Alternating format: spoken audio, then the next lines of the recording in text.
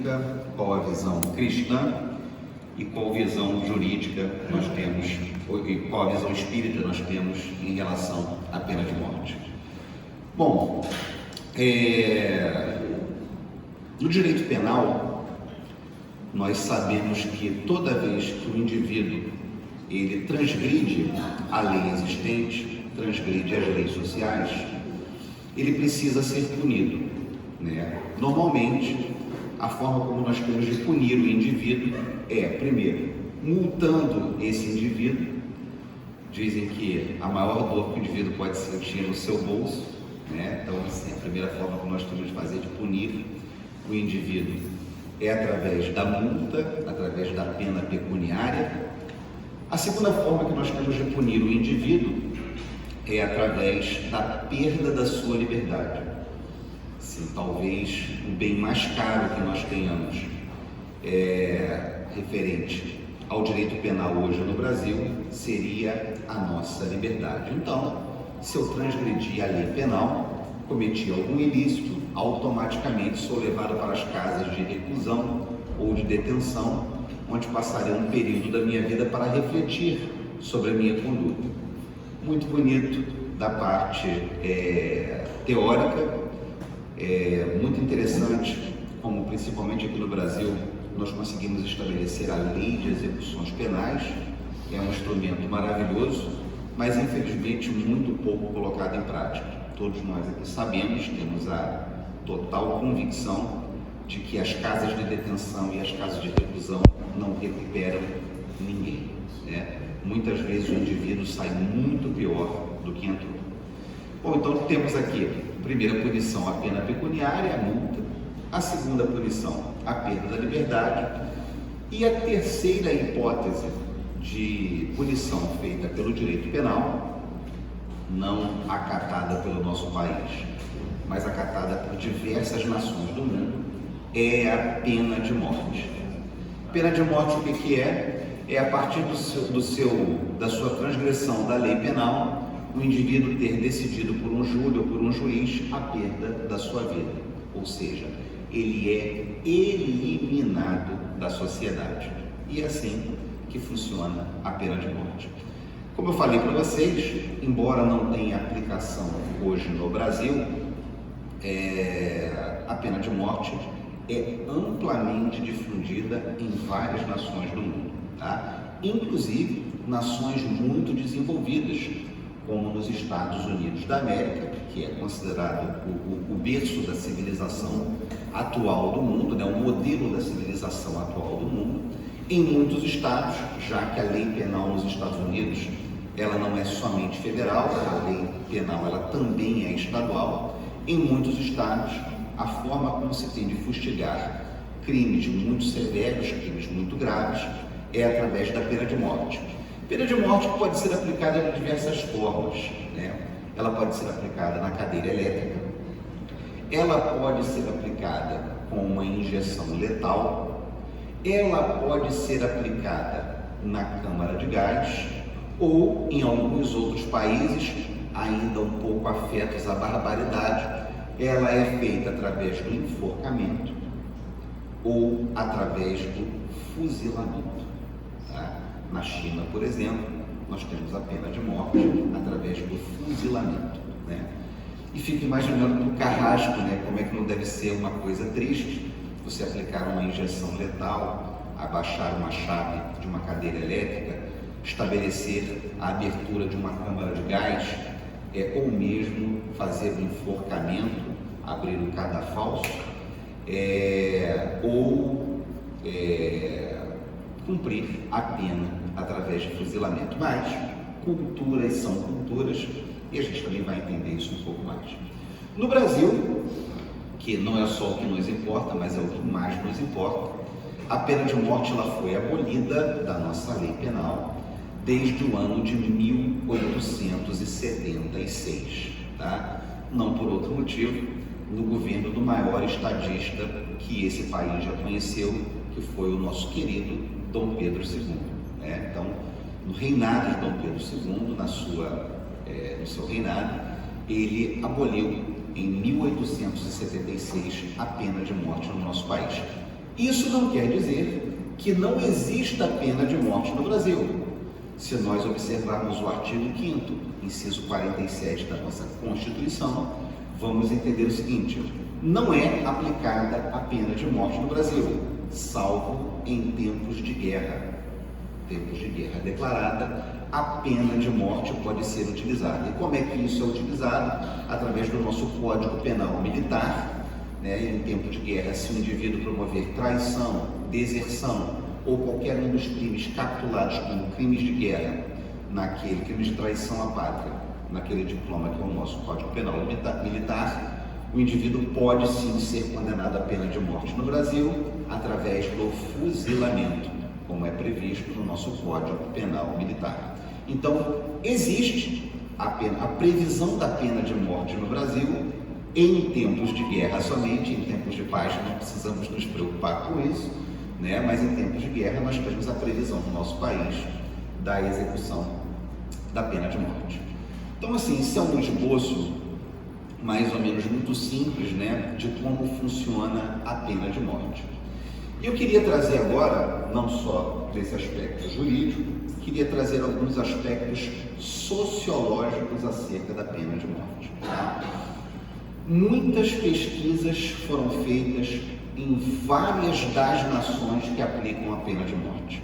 Tá? Várias pesquisas foram feitas, pesquisas sociológicas, antropológicas, jurídicas, tá? No sentido de a pena de morte efetivamente reduz os índices de criminalidade? Essa que é a grande pergunta que os nossos sociólogos precisam fazer para entender pela manutenção ou pela retirada da pena de morte no nosso país. No nosso país não, naqueles países. E em 88% das pesquisas, mais precisamente 88,15% das pesquisas, não se conseguiu estabelecer uma correlação efetiva entre a existência e a previsão da pena de morte e a diminuição dos índices de criminalidade. Não há, tá? Pelo menos na maioria dos experimentos científicos, das pesquisas científicas, dos estudos científicos feitos em relação à pena de morte, não é possível se estabelecer uma correta correlação entre existência e previsão da pena de morte e diminuição dos índices de criminalidade. Tá? Não existe essa relação. Mas, em especial, em momentos como o que nós vivemos hoje, onde as nossas ideias e as nossas condições de existência estão nitidamente polarizadas, muito se discute a imposição da pena de morte aqui no Brasil. Como nós sabemos, em especial de 30 anos para cá, os índices de criminalidade no nosso país aumentaram desordenadamente. Tá? Tivemos, salvo agora nesse período pós-pandemia, durante e pós-pandemia, né, nós tivemos uma diminuição dos índices criminais, diminuição de assassinatos, diminuição de roubos, tá? Mas muitos ainda são os crimes atrelados principalmente ao crime organizado, tráfico de drogas, milícias e todas as formas de organização de crime como nós temos. Não preciso dizer para vocês que hoje no estado do Rio de Janeiro, e comprovadamente isso, nós temos um exército de mais de 120 mil pessoas, tá? Então, assim, hoje nós temos no estado do Rio de Janeiro um exército de mais de 120 mil pessoas que estão diretamente, não é indiretamente, diretamente ligados a atividades criminosas, tá? Pessoas que vivem exclusivamente de atividades criminosas, tá? Isso é um índice alarmante, porque são mais de 100 mil pessoas hoje, mais do que um Maracanã cheio, de pessoas que vivem exclusivamente do crime, exclusivamente do ilícito penal, tá? Isso é um índice alarmante no Rio de Janeiro, e esse índice ele vai se estendendo, tá? Para São Paulo e principalmente para os estados do Norte e Nordeste. Tá? Isso é um índice alarmante que nós temos hoje. Então, assim, nós temos um estado, né, uma sociedade onde a criminalidade impera. E onde a criminalidade e a organização ordenatória do Estado não se faz, a barbárie começa a imperar.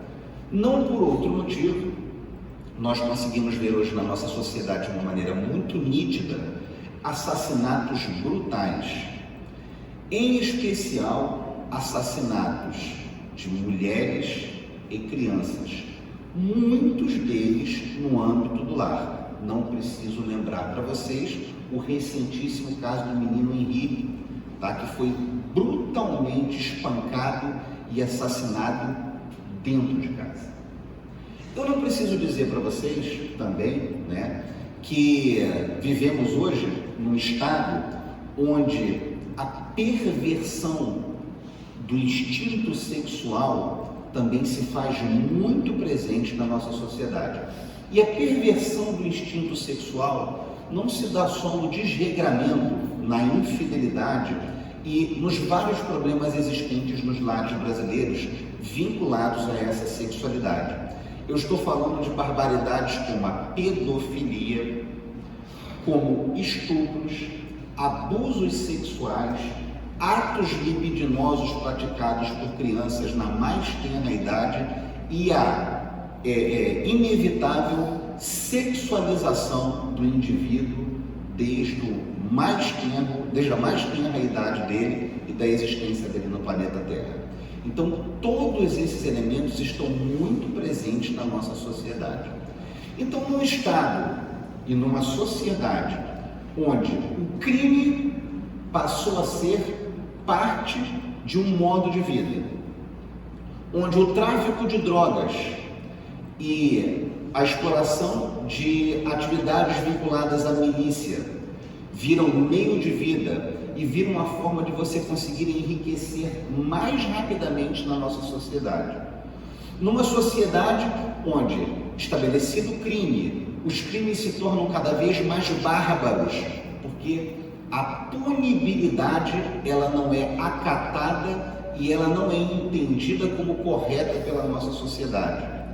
Numa sociedade onde a sexualização do indivíduo leva aos mais brutais crimes voltados para crianças, mulheres e para todos, indistintamente, o que se pensa em dias como hoje, onde o nosso noticiário traz para nós, todos os dias, incessantemente, na mídia falada, na mídia escrita, na mídia feita na internet, onde todos os dias nós somos assombrados por crimes dos mais brutais. Exemplo como nós temos aí do menino Henrique. Quando esse tipo de coisa acontece, né, quando você vê pedofilia, quando você vê estupro, quando você vê latrocínio, pelo motivo mais torpe possível, quando você vê tudo isso acontecendo, o que você pensa? A sociedade precisa reagir a isso. E qual é a maneira que a sociedade tem de reagir? É através da lei penal. E o que a lei penal precisa fazer? Levar esses indivíduos a sair do seio social para serem reabilitados em casas de detenção, em casas de reclusão. Quando o indivíduo vai para essas casas, essa reabilitação existe?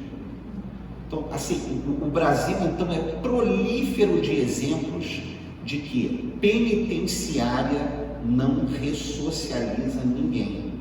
O indivíduo sai pior, mais revoltado, mais violentado do que entrou. E isso acontecendo uma vez que as nossas casas de detenção, que são feitas para recuperar o indivíduo, não conseguem cumprir o seu mistério, que é o da reeducação e da ressocialização. O que se pensa como solução para isso? Eliminar esses indivíduos da sociedade. É o raciocínio normal, é o raciocínio comum, é o raciocínio até mesmo lógico dentro dessa lógica fratricida que nós vivemos hoje, né? Assim, não são raras as pessoas que entendem que a única solução para a criminalidade no nosso país seja a pena de morte. Isso é a nossa realidade, é como isso acontece. Mas aí eu pergunto para vocês, feita essa visão jurídica de que a pena de morte existe, feita esse exame sociológico, no sentido de que a nossa sociedade está cada vez vinculada a espécies de crimes que se tornam cada vez mais bárbaros, qual é a solução do ponto de vista cristão e qual é a solução do ponto de vista espírita para tudo que está acontecendo no nosso país e no mundo em geral? E aqui eu queria fazer uma pequena leitura.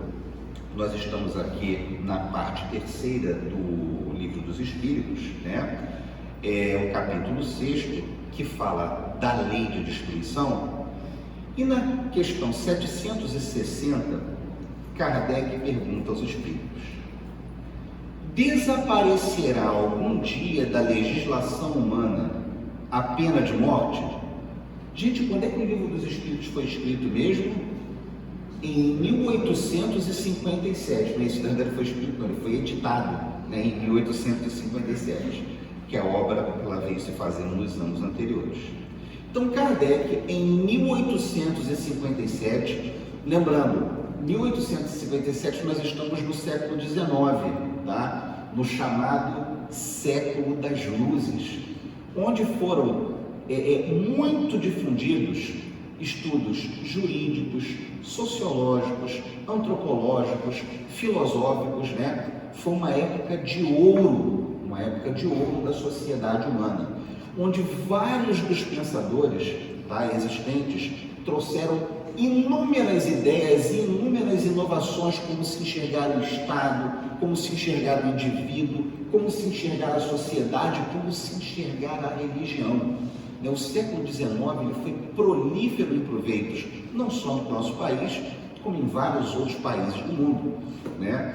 E nesse momento, né, onde estava sendo abolida a escravidão, onde estava sendo abolida em muitos lugares a execução de penas cruéis, onde o processo civil e o processo penal passaram a ser efetivamente calcados na existência da ampla defesa do acusado, na existência do contraditório, na existência do debate, da contestação da acusação. Nesse momento, Kardec, né, pergunta para os espíritos: vai desaparecer em algum momento no nosso mundo a execução da pena de morte? Respondem os espíritos: incontestavelmente desaparecerá, e a sua supressão, ou seja, a sua retirada, assinalará um progresso da humanidade. Então, sim, a retirada da pena de morte em nossas legislações penais, ela será, sim, um progresso para a humanidade. Quando os homens estiverem mais esclarecidos, a pena de morte será completamente abolida da terra. Não mais precisarão os homens de ser julgados pelos homens. Aí ele aponta ao final: refiro-me a uma época ainda muito distante de vós. Não por outro motivo, já se passaram 150 anos da edição do Livro dos Espíritos e em muitos lugares a pena de morte continua sendo utilizada no nosso planeta. Porque nós ainda não conseguimos atingir um patamar social que permita a retirada da pena de morte das nossas sociedades e das nossas legislações. E aí, meus amigos, nós já vimos aqui a visão jurídica da pena de morte, nós estabelecemos um raciocínio sociológico em relação a ela, mas eu pergunto para vocês, e essa pergunta sempre é muito importante: estará em consonância com o pensamento cristão a edição da pena de morte, a execução da pena de morte estará em sintonia com o pensamento e com a filosofia cristã? Vamos voltar a 2000 anos atrás, tá? A mais propriamente aí, 2025 anos atrás, tá? E vamos encontrar o Mestre Jesus, caminhando e sendo abordado por uma turba de pessoas que traziam a arrasto, né, uma mulher classificada como adúltera. O adultério, como todos nós sabemos, é a tergiversação dos deveres conjugais, onde o indivíduo passa a ter relações amorosas e sexuais com outro indivíduo com o qual ele não é casado. E há 2000 anos atrás, quando nós estávamos lá na Judéia, né, quando uma mulher era flagrantemente pega em adultério, qual era a pena aplicada para ela? A lapidação. Lapidação que foi sofrida por Estevão, por ordem de Paulo de Tarso, como nos é narrado no livro Paulo e Estevão. Vocês sabem o que é lapidação? Lapidação é o apedrejamento até a morte.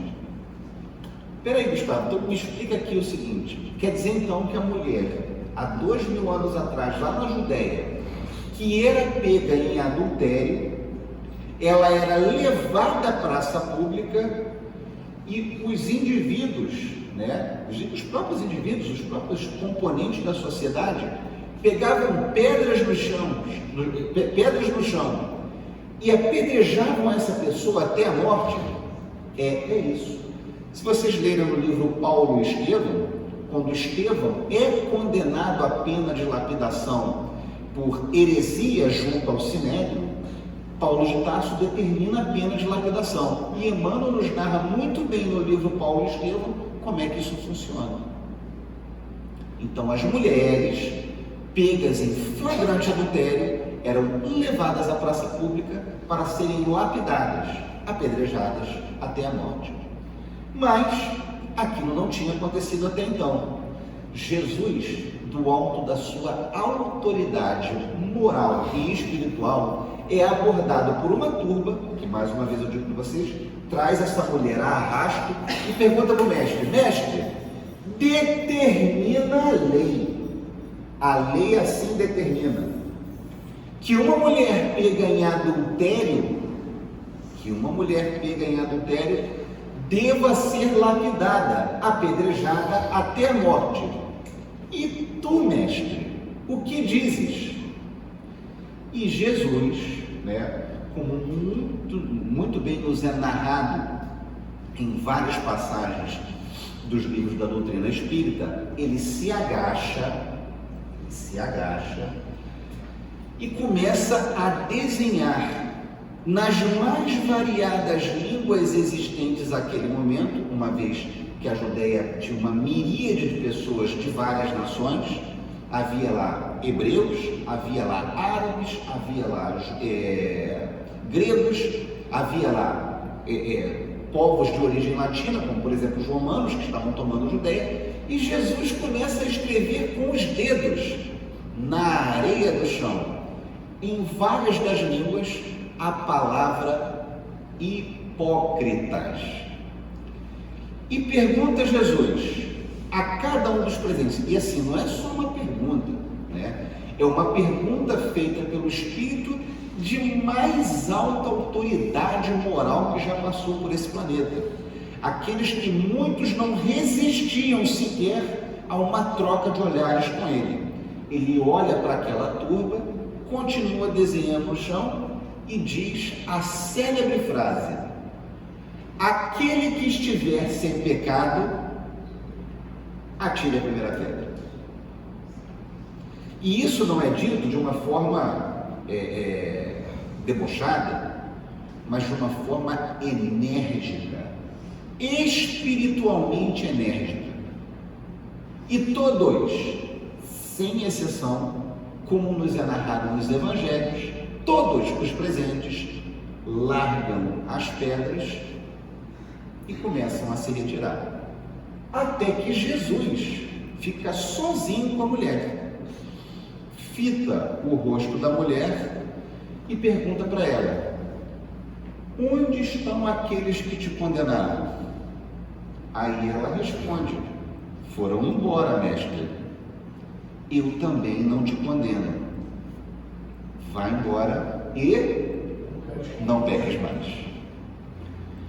Essa lição, essa lição muito importante, está muito vinculada ao tema que nós conversamos hoje. Porque, como eu falei para vocês, a pena para flagrante adultério daquela mulher era a pena de morte, a pena de lapidação, apedrejamento até a morte. E a pena de morte naquele local e naquele momento, em nada diverge da aplicação da pena de morte como nós temos hoje. A questão só é que a pena era aplicada pelos componentes da sociedade, e aqui ela é aplicada pelo Poder Judiciário.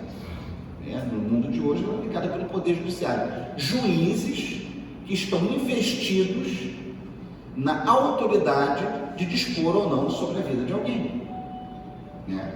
E esse que é o ponto que nós trazemos agora em paralelo e precisamos analisar de uma forma correta. A pena de morte é uma pena cruel por excelência, mas nós não devemos estar preocupados com a pena de morte em si, mas com a acusação que leva a essa pena de morte.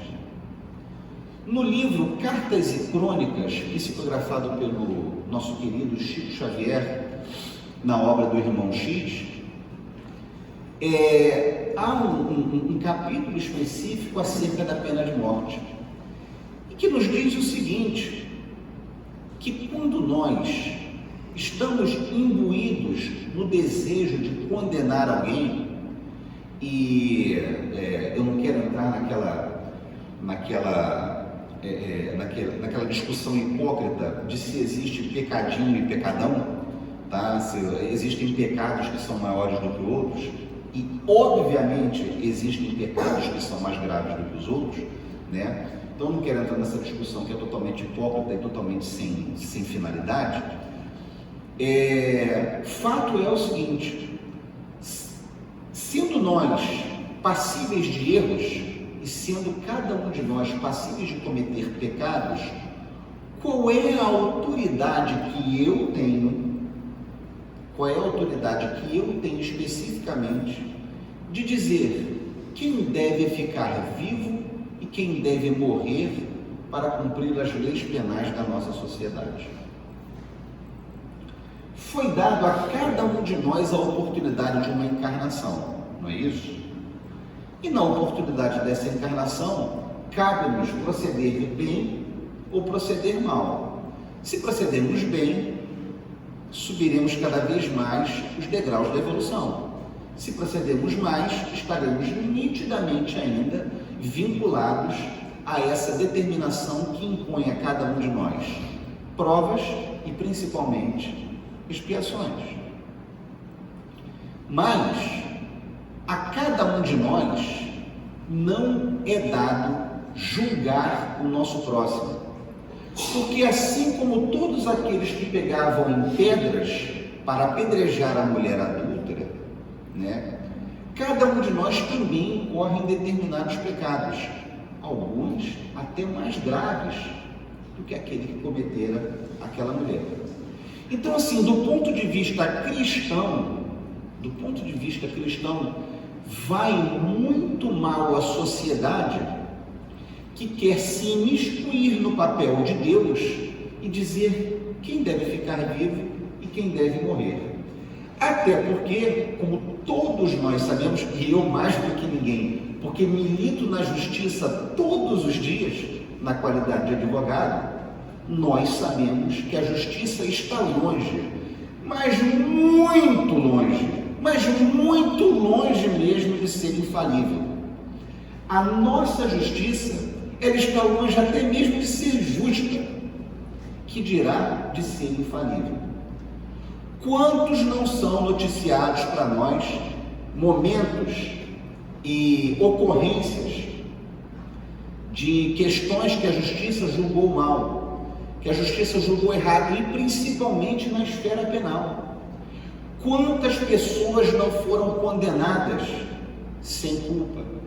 E somente com a revisão do processo penal, essas pessoas conseguiram alcançar a sua liberdade. Quantas pessoas, não no Brasil, mas em outros países do mundo, foram retiradas do corredor da morte, onde esperavam a cadeira elétrica, a injeção letal, a câmara de gás, porque um simples teste de DNA conseguiu comprovar a sua inocência.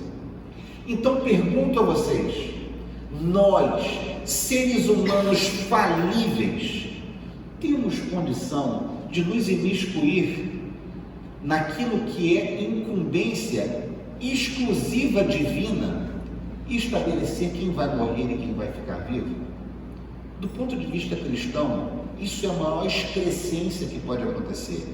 Indivíduos falíveis, pecadores, estabelecerem com uma simples legislação quem deve viver, quem deve morrer. E reparem bem, eu não estou dizendo aqui que o indivíduo que procede mal, ou seja, aquele que tergiversa as leis, que transgride as leis penais, ele deve ficar solto, não.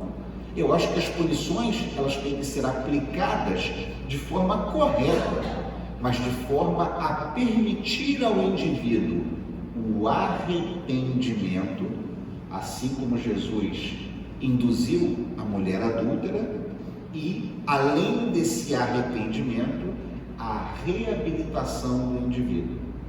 Peraí, Gustavo, você acha que realmente o indivíduo que estupra, que é pedófilo, que mata de maneira fria por conta de um simples roubo de um celular, que esse indivíduo tem recuperação? Meus amigos, eu sei que é duro o que eu vou falar para vocês, mas todos nós estamos sujeitos à reabilitação.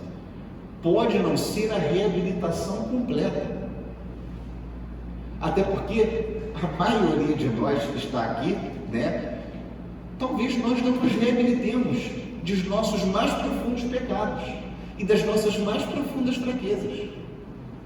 Mas assim como há pecados menores, que são os pecados morais cometidos por nós, há pecados maiores, que são o atentado contra a vida, o atentado contra a liberdade sexual das pessoas, o atentado contra a integridade sexual das pessoas. São pecados maiores, crimes mais graves, mas que obviamente também podem ser reabilitados, tá? Basta que nós queiramos. Mas infelizmente, e mais uma vez fazendo uma abordagem cristã, infelizmente o que nós queremos não é justiça. Quando nós queremos a pena de morte, porque os crimes são graves e são bárbaros, e são realmente, tá? Nós não queremos a justiça. O que nós queremos é vingança. Nós queremos que a sociedade se vingue do indivíduo, se vingue por nós, do nosso próprio ódio, do nosso próprio rancor, da nossa própria repulsa e nojo e asco que nós temos de procedimentos de crimes violentos, hostis e graves como esse que nós vemos. Nós não queremos reabilitação, de forma nenhuma. A pena de morte, ela apenas materializa o nosso sentimento de vingança. E, muito claro, a gente pode falar isso. A pena de morte, ela tem inúmeros problemas, mas uma virtude a pena de morte tem. Ela não permite a reincidência do crime. Porque o indivíduo é eliminado da sociedade, como é que ele vai delinquir novamente? Então, assim, esse efeito a gente não pode tirar prático da pena de morte. Mas o que nós queremos com a aplicação da pena de morte não é justiça. Não é justiça.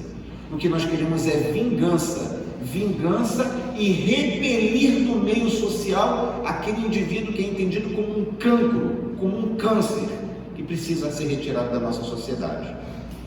Mas se na perspectiva cristã eu ainda não consegui convencer vocês de que a pena de morte é um flagelo, vamos trazer para a perspectiva espírita? Vamos trazer aqui para a perspectiva espírita. Meus amigos, acho que a maioria de nós aqui já tem uma certa ideia da doutrina que nós estamos estudando, E durante as várias obras, nós principalmente as obras de André Luiz, nós conseguimos perceber o seguinte: quando um indivíduo ele é assassinado por outro, tá? Quando o indivíduo ele é assassinado por outro, esse indivíduo assassinado, quando ele chega ao plano espiritual, qual é comumente a atitude que ele tem em relação ao seu assassino? Perseguição, obsessão. Não é isso? Não é isso? Não é isso que nós aprendemos aqui com a doutrina espírita? Ao retirar a vida de alguém, se esse alguém que teve a sua vida retirada ainda não é um espírito com um leve sentido de elevação, ele se torna um obsessor de seu assassino. Então, assim, a doutrina espírita ela é prolífera em exemplos desse tipo. Muitos são os exemplos de que, uma vez assassinado, o indivíduo passa a ser obsessor de seu assassino.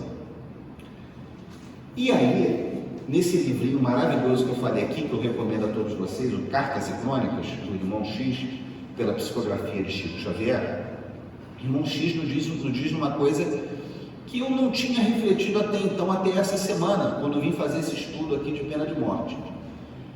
Se é óbvio que o indivíduo assassinado começa a obsidiar o seu assassino, gente, em países onde a pena de morte ela é muito difundida, um indivíduo que sofre a perda da sua oportunidade reencarnatória por meio de uma decisão judicial que determina a retirada da sua vida, ele não vai obsidiar o juiz e o seu carrasco, ele vai obsidiar todo o tecido social. Como são muitas mortes, muitos os indivíduos que sofrem a pena de morte, esses indivíduos ainda muito ignorantes, que ainda praticaram crimes bárbaros, graves, esses indivíduos começam a obsidiar não os seus carrascos, mas todo o tecido social envolvido naquele país. Então nós não estamos mais falando de uma obsessão que é simples de pessoa para pessoa. Nós estamos falando de uma obsessão de vários indivíduos acerca de toda a sociedade. Aí você vai falar assim: pô, você está de brincadeira, isso não existe. Não existe? No livro Francisco de Assis, tá?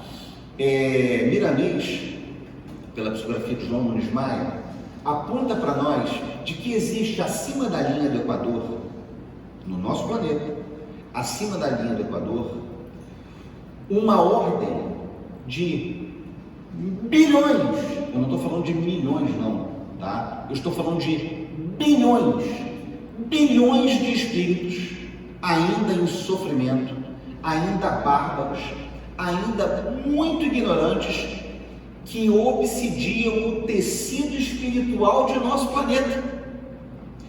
E esses indivíduos tiveram tanta força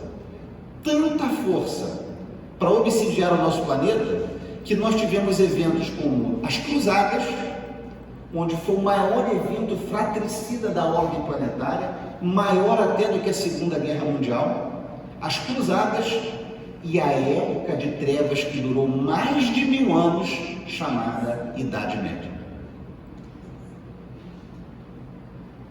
Então, quando nós achamos que um grupo de espíritos que sofreu pena de morte não vai conseguir alterar o tecido social do nosso planeta, pode não conseguir alterar o tecido social, mas consegue de maneira muito firme trazer problemas para a esfera espiritual do nosso planeta.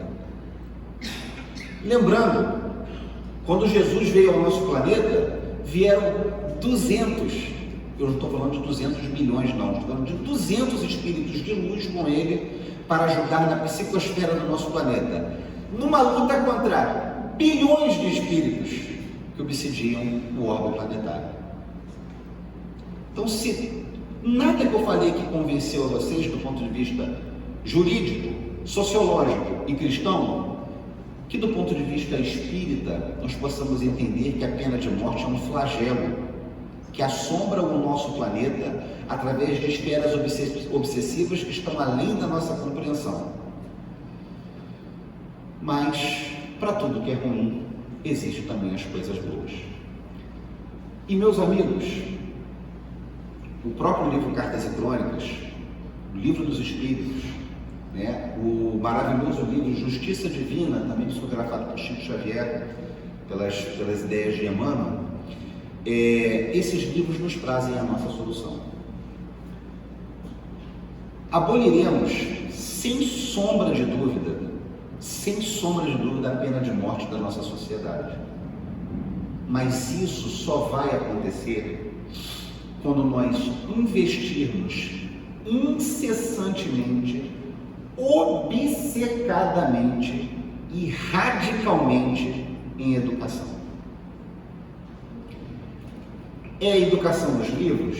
Também, claro, a educação dos livros, a educação intelectual, nos é muito importante para a realização do fenômeno cultural. Mas o que nós precisamos é educar os nossos espíritos,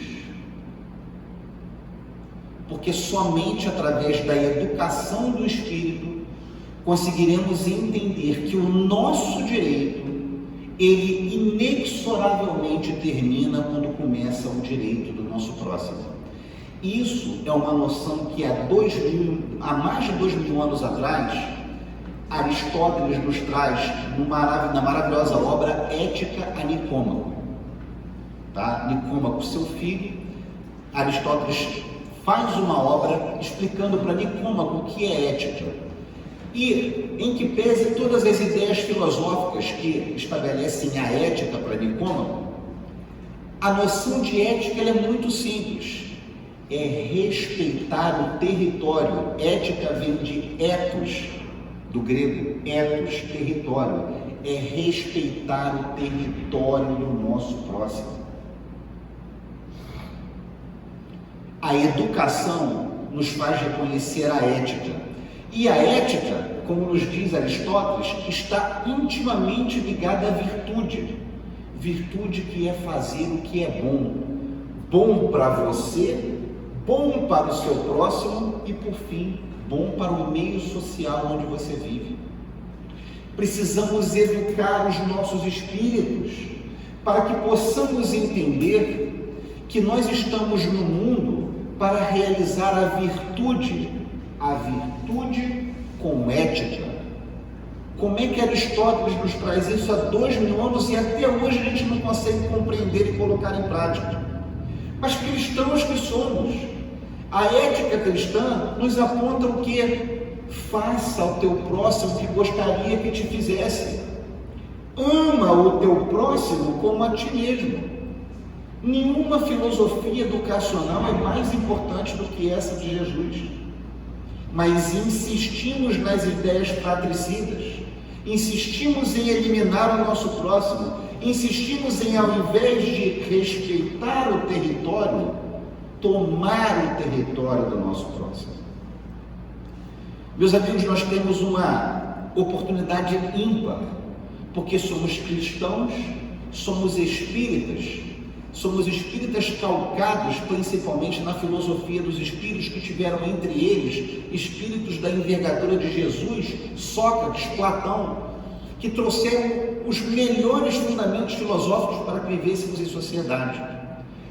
Cabe a cada um de nós dar aos nossos filhos, aos nossos alunos, aos nossos componentes familiares um ambiente de educação, um ambiente ético, um ambiente fraterno, onde nós possamos respeitar o território do nosso próximo. Sem respeitar o território individual do nosso próximo, vamos continuar nessa loucura que é esse raciocínio maniqueísta, entre onde eu só posso ser uma coisa ou outra, onde eu só posso estar de um lado ou de outro. A nossa sociedade não comporta isso. Comportamentos como esses nos tiraram do século das luzes do século XIX e já no início do século XX estabelecemos duas grandes guerras, a Primeira e a Segunda Grande Guerra Mundial. E isso por quê? Porque as ideias filosóficas foram entendidas, mas não foram aplicadas pela nossa sociedade. A filosofia, a sociologia, ela existe para que nos tornemos pessoas melhores. E nós não estamos fazendo isso. Estamos fazendo esse raciocínio maniqueísta, que é o bem contra o mal, nós contra eles. Que tipo de mundo que nós vamos deixar para os nossos filhos?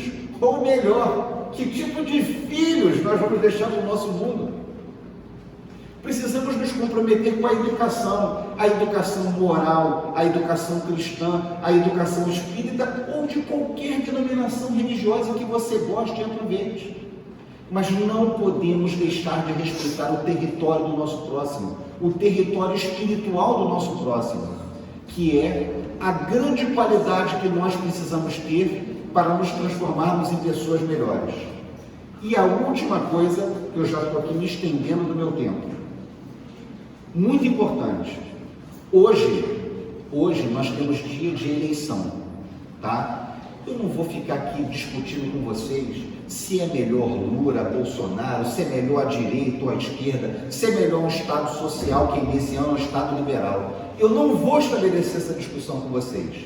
Eu só peço o seguinte: onde nós tivemos uma campanha política com tão poucas ideias e com tantas acusações, que vocês, antes de se dirigirem para a sua cabine, para a sua urna, possam olhar o programa do seu candidato. Olha lá o programa do primeiro candidato e do segundo candidato. E aquele candidato que estiver mais próximo da ideia de trazer educação e respeito à qualidade ética do seu próximo, que seja o adversário, que seja o candidato que leve o seu voto. Mais uma vez, a gente sempre fala sobre isso, né? Assim, a gente não escolhe um candidato, a gente escolhe necessariamente entre os candidatos. E que nessa escolha, ao observar o programa de cada candidato, nós, cristãos e espíritas, possamos escolher o candidato que esteja mais alinhado com a ética e com a educação. Porque sem ética e sem educação, não adianta responsabilidade fiscal, não adianta economia próspera, porque estaremos nos mesmos resvaladouros da hipocrisia e da problemática social que nós enfrentamos nos dias de hoje. Então, que o nosso candidato, ele pode não ser o melhor, ele não pode ser o que tenha as ideias mais próximas de mim, mas que ele tenha as ideias mais próximas do que eu acho como correto. E ninguém pode entender como incorreto respeitar o território do seu próximo e investir pesadamente na educação do espírito e na educação das pessoas. Que a decisão de vocês seja soberana, que seja de acordo com as suas consciências. Excelente dia para vocês e uma excelente semana para todos nós. Gustavo, nós até agradecemos. Nós agradecemos.